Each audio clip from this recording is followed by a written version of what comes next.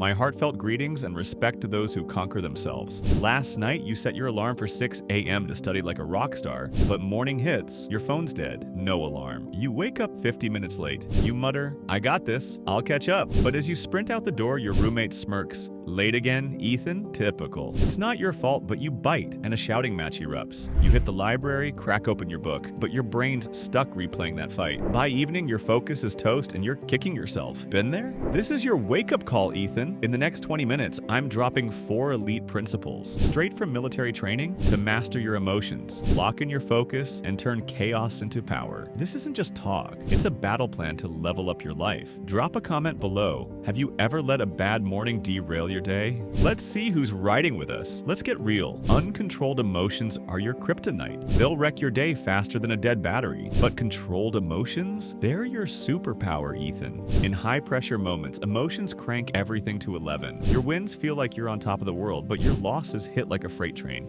That roommate's jab, if it hijacks your headspace, it's game over for your goals. You snap, say something you regret, and spiral into frustration. But imagine this. You brush off the taunt, think, "That's their drama, not mine," and decide, "I'm making today epic." You'd strut into that library like a boss, laser-focused, owning your study game. Emotions are energy in motion, vibrations in your subconscious that shape your vibe. The question is, how do you harness that energy? Soldiers and special agents face life or death pressure and stay ice cold. How? 4 principles forged in the heat of battle. I'm breaking them down for you, Ethan, so you can dominate your day, not just survive it. Let's dive into the first one. Principle 1. Be a sniper with your emotions. Spot triggers before they strike. Picture an expert driver on a highway. They see a swerving car 100 meters out and ease off the gas like it's nothing. You can train your brain to do the same.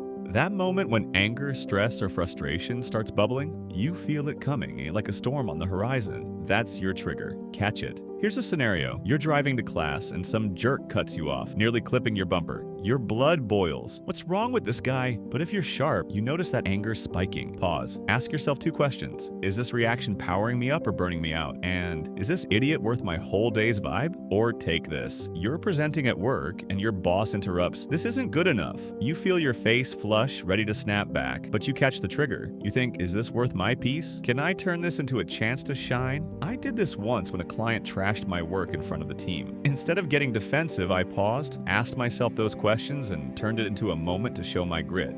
This is vigilance, Ethan. Start today. Notice 1 trigger a day. Maybe it's a snarky comment or a missed deadline. Drop in the comments. What's a trigger you faced this week? Call it out and let's tackle it together. Principle 2. Breathing is your secret weapon. Between a trigger, like that roommate smirk, and your reaction, there's a split-second gap. That gap is where your power lives. Navy SEALs and commandos use breathing to stay cool in life or death chaos. You can use it to slay your daily battles. Try 4-7-8 breathing. Inhale for 4 seconds, hold for 7, exhale for 8, or go for box breathing. Inhale 4, hold 4, exhale 4, hold 4. Do it for 1 minute daily. It's like hitting a reset button on your brain. When a trigger hits, an argument, a looming deadline, a harsh comment, breathe. It pulls control from your emotional instincts to your logical mind. I used this during a brutal work meeting. A colleague threw shade, blaming me for a project delay. My temper flared, but I took 3 box breaths under the table. My heart slowed, my head cleared, and I responded with clarity, not anger. The room noticed. My boss even pulled me aside later to praise my composure. Another time I was prepping for a big exam and my roommate kept blasting music. I was ready to lose it, but I did 4-7-8 breathing, refocused, and aced my study session. Ethan, commit to 1 minute of breathing practice today. It's your shield against chaos. Comment below, who's trying this breathing trick right now? Let's do this. Principle 3. Reframe like a general. In war, soldiers face madness, explosions, ambushes, total chaos. If they see it as pure danger, fear shuts them down. But they're trained to reframe it as a challenge, a mission. You can do the same, Ethan. Research shows your brain can rewire itself. What it once called stress, it can call excitement. Failure? Just effort.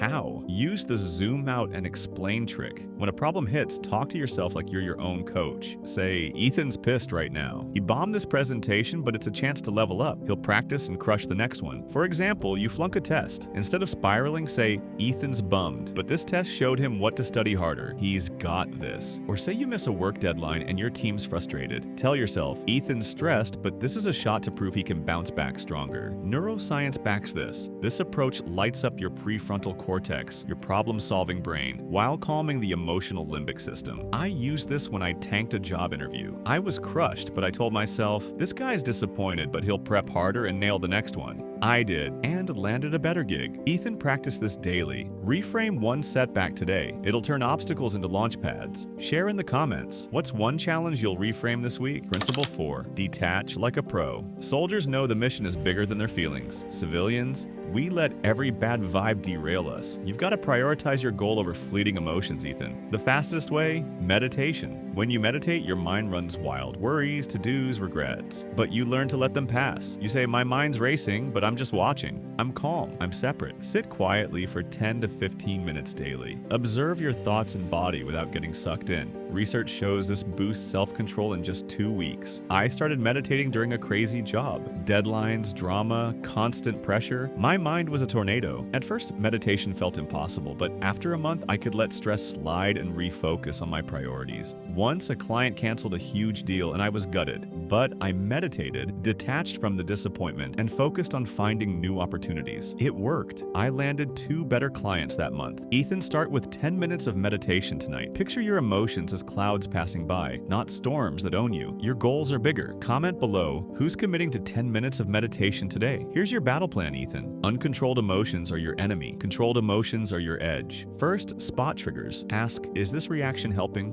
or hurting? Second, breathe. Practice 4 to 7 to 8 or box breathing daily. Third, reframe. Use zoom out and explain to turn problems into wins. Fourth, detach. Meditate 10 to 15 minutes to put your goals first. A college kid used focus techniques like these, aced his exams, and later became a president. That's the power of emotional control. You've got that potential, Ethan. Start small, but start now, Ethan. Don't let chaos steal another day. Your time is worth more than any app, video, or drama. Right now, commit to 1 breathing session. Meditate for 10 minutes. Reframe 1 challenge. Drop a comment. What's 1 trigger you're tackling today? I'll keep bringing stories to fire you up. Courage, action, wisdom. We're winning this.